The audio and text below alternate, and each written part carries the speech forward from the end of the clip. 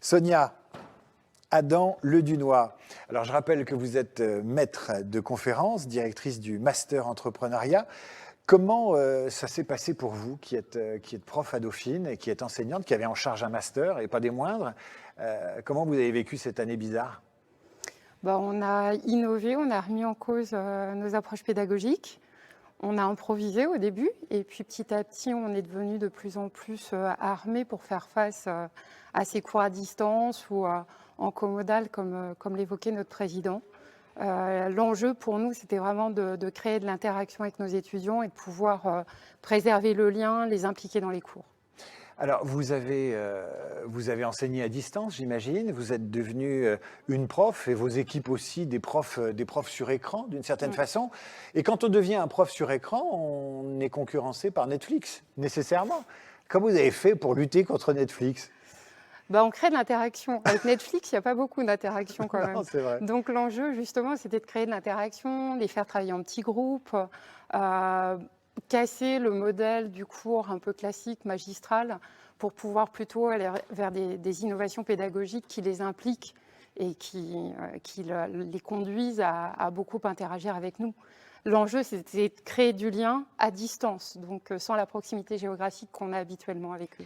Est-ce que lorsqu'on est prof en master, qu'on dirige un master, mais qu'on doit se réinventer prof sur écran ou derrière un écran, ou en tout cas devant une caméra, est-ce que vous avez fait des découvertes sur ce que vous pouviez faire, améliorer, vous vous êtes réinventé?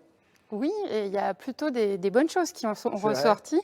Oui, il y a des expérimentations. On s'est rendu compte, par exemple, que les travaux en petits groupes, les ateliers, fonctionnaient beaucoup mieux en visio que lorsqu'on est dans une salle de classe avec 30 étudiants, avec 6 groupes à gérer en simultané.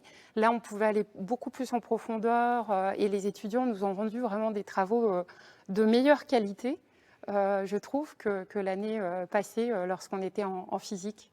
Ça va laisser des traces, cette affaire-là, au-delà de l'émotionnel, au-delà de la gestion de crise. Et on vient d'entendre El Mouhoud, qui est un président de gestion de crise, hein, il ne s'y attendait pas autant que ça.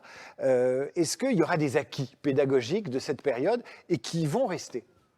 Je pense que ce qui va rester, c'est qu'on s'est rendu compte qu'on n'avait pas forcément besoin d'être toujours en présentiel dans une salle de cours et on a réinventé nos méthodes, comme je le disais. On a créé du lien aussi avec des entreprises. Dans le master entrepreneuriat, pour le coup, on a mis en place des ateliers avec des entrepreneurs, donc de l'accompagnement, avec des alumni aussi.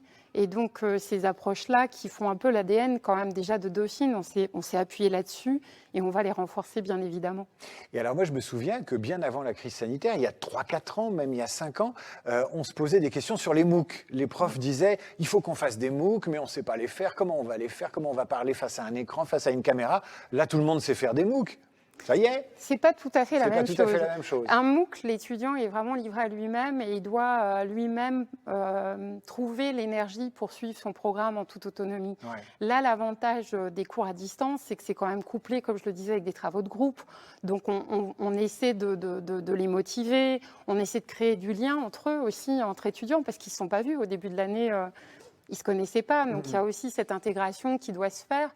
Donc on a vu que le prof avait vraiment son utilité dans le cadre de cette crise-là. Une dernière question un peu débile, mais comment on gère l'absentéisme dans ces cas-là, quand on fait cours derrière un écran? C'est pas évident. Là, clairement, On ne fait pas l'appel. Hein. on fait pas l'appel. Et puis, on essaie de les interpeller régulièrement pour être sûr qu'ils ne soient pas sur Netflix, justement. Sonia Adam Ledunois, merci d'avoir été avec nous ce soir. Merci de ce témoignage. Vous êtes maître de conférence, directrice du Master Entrepreneuriat. C'était très important d'avoir votre témoignage parce que si on avait pu, on aurait évidemment plus de profs, mais c'est important que vous sachiez, vous qui êtes derrière vos écrans, vous qui êtes diplômés, le boulot de gladiateur que ça peut être de maintenir ces cours. Moi, je suis parent d'élèves, donc j'ai vu des enseignants, pas dans le supérieur, mais avant, faire ce travail. C'est un boulot de dingue. Il faut se réinventer totalement, il faut motiver. Donc vraiment, n'hésitez pas à soutenir la Fondation qui soutient ces enseignants et ces profs, parce que c'est vraiment vital. Sonia, merci infiniment. Merci à vous.